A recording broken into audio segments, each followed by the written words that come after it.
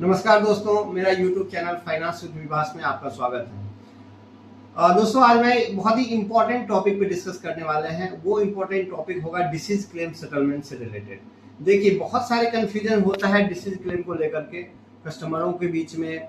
जो मतलब डिसीज क्या होता है, अगर आपके परिवार में किसी की देहांत हो गई है और उनका जो खाता अगर हमारे पास है या किसी भी बैंक में है, तो उन पैसा को वो कैसे सेटल करेंगे, उनमें क्या क्या डॉक्यूमेंट की रिक्वायरमेंट होगी, उस पर आज हम डिटेल्स चर्चा करेंगे। जो मैं समझता हूँ कि यह बहुत ही यूजफुल होने वाला है वीडियो आपके लिए, आपके परिवार के लिए, आपके नॉलेज पर्पस के लिए या किसी शुभचिंतक के लिए जो जिनके बारे में आप बता सकते हैं। देखिए, हमारा काम है फाइनेंशियल लिटरेसी से रिलेटेड, तो जो भी चीजों को है उसको मैं क्लियर बताने की कोशिश करूंगा।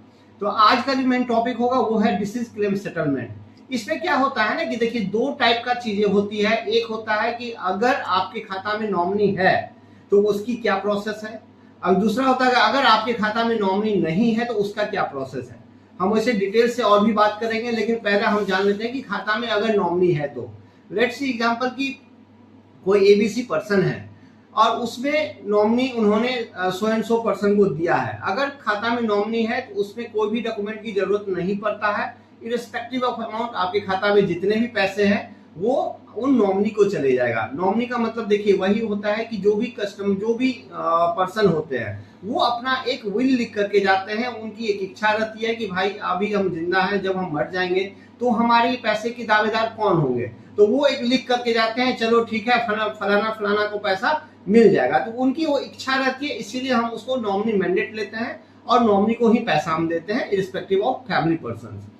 उसमें अगर आपकी अमाउंट सपोज 10 लाख से ज्यादा है तो बस ज्यादा से ज्यादा सियोरिटी लगेगा और कुछ भी नहीं लगेगा बाकी। लेकिन अगर नॉमिनी नहीं है, यहाँ पे बहुत ही सोचने वाली बात है और आप भी ध्यान रखिएगा कि अगर आप जब भी अगर अकाउंट खुलवाने जाते हैं तो उसमें नॉमिनी जरूर देख लीजिएगा कि नॉमिनी है कि नहीं है। क्योंकि अगर आपके अकाउंट में नॉमिनी नहीं है तो फिर उसमें कुछ सर्टेन डॉक्यूमेंट बढ़ जाता है जो एकदम लीगल प्रोसेस है और आपको जो है कोर्ट से वो डॉक्यूमेंट लेना पड़ेगा। तो अभी हम बात करेंगे कि वो कौन कौन सी डॉक्यूमेंट चाहिए। अगर आपके अकाउंट्स में नॉमिनी नहीं है तो क्या वो पैसे आपके फैमिली को कितने दिन मिलेंगे, ये 3-4 चीजों पे बात करेंगे। तो देखिए, सबसे पहला जो प्राइम डॉक्यूमेंट होता है डिसीज क्लेम के लिए वो होता है उनका डेथ सर्टिफिकेट। अगर कोई भी पर्सन डेथ करते हैं तो वो डेथ सर्टिफिकेट चाहे वो तो आप हॉस्पिटल बना के देती है, जनरली वो म्युनिसिपैलिटी से बनता है, या अगर आपका कहीं नगर परिषद या विधान परिषद है तो जो भी अथॉरिटी होते हैं वो आपको डेथ सर्टिफिकेट दे देते हैं। एक डेथ सर्टिफिकेट के बाद आता है कि उसमें फैमिली ट्री चाहिए। देखिए, फैमिली ट्री जनरली क्या होता है कि आपके सीओ से ही फैमिली ट्री मिलता है कि उस फैमिली में जो है कौन कौन से लोग हैं जिनका अधिकार उस पैसे पे बन सकता है। तो फैमिली ट्री आपके सीओ ऑफिस से मिलना चाहिए। जिन जिन आदमी का नाम है उस फैमिली ट्री में सारे आदमी का केवाईसी चाहिए। उसके बाद जो आपका 3 मेन डॉक्यूमेंट होता है, जो मैं बार बार भी बोल रहा था कि कोर्ट से रिलेटेड वो डॉक्यूमेंट होती है, वो डॉक्यूमेंट होता है सबसे पहला, उसको कहते हैं लेटर ऑफ इंडिमनिटी। देखिए, लेटर ऑफ इंडिमनिटी पे आपको 1000 रुपए की बॉन्ड भी लगेगा और वो इस चीज को इंडिकेट करता है कि मान लीजिए सपोज उसके मतलब उसको दावेदारी कहते हैं। अगर ये कोई भी फॉल्स पेमेंट होती है तो उस पर कोर्ट इस चीज की गवाही लेती है कि नहीं, उसके बदले हम वहां पे एक्शन लेंगे। तो लेटर ऑफ इंडिमनिटी में 1000 रुपए की बॉन्ड चाहिए। उसके बाद एक होता है लेटर ऑफ डिस्क्लेमर। देखिए, सपोज अगर एक फैमिली है जिसपे 5 लोग हैं तो 5 लोग में से 4 लोग डिस्क्लेम करेंगे, 1 लोग क्लेम करेंगे। तो जो जो डिस्क्लेम करेंगे वो उन पे साइन करेंगे और उसके लिए जो एक बॉन्ड चाहिए वो स्टाम्प पेपर, वो होते 100 रुपए का स्टाम्प। तीसरा होता है जो स्टाम्प, वो उसको कहते हैं हम, कौन सी स्टाम्प है वो मैं आपको बताता हूँ। वो स्टाम्प कहते हैं एफिडेविट। देखिए, एफिडेविट में ही आपको 100 रुपए की एफिडेविट चाहिए।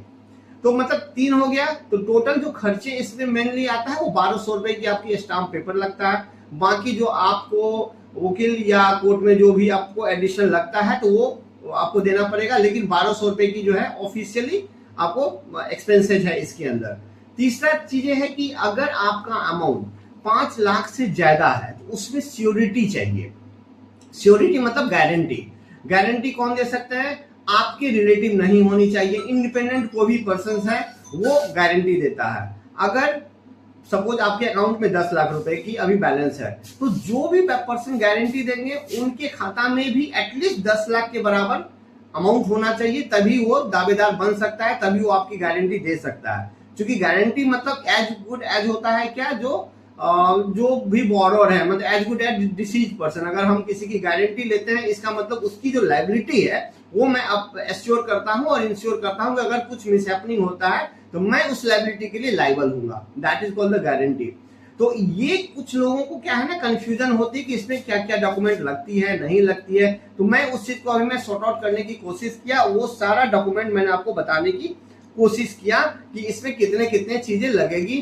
फर्दर अगर कोई डाउट है तो आप किसी भी ब्रांच से जाकर के संपर्क कर सकते हैं, बेटर आपको एक्सप्लेन करके बताएंगे। लेकिन यही मेनली मोटा मोटी सारा डॉक्यूमेंट लगेगा। और एक चीज मैं आपको इन्फॉर्मेशन के लिए बता देता हूं कि कुछ लोगों के पास कंफ्यूजन होता है कि सर ये बहुत टाइम टेकिंग है, बहुत लंबा समय लगता है। बिल्कुल नहीं लगता है। ये आरबीआई की गाइडलाइन है कि जिस दिन आप डॉक्यूमेंट ब्रांच के अंदर सबमिट करते हैं उसके 15 डेज के अंदर आपका जो है अमाउंट क्रेडिट होना है। अगर उसमें कोई डॉक्यूमेंट की रिक्वायरमेंट है तो बैंक ऑफिशियल आपसे कांटेक्ट करेंगे।